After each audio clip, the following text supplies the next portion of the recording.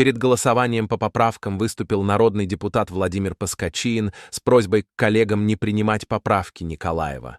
Ну, конечно, я вообще не понимаю, зачем вводить такие двухсторонних изменения в Конституцию. Конституция же это не туалетная же бумага. Каждый раз там любой глава республики будет менять по своему перехоту.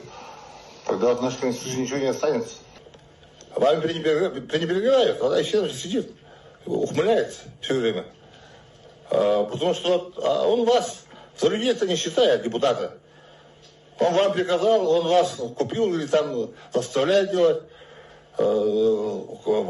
пугает там, что там его денег не даст или там что-нибудь там сделает.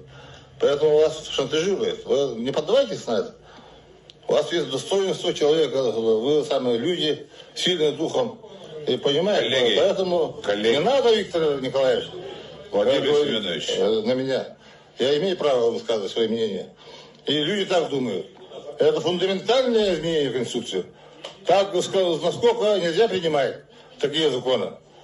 Я же говорю, что это не туалетная же бумага.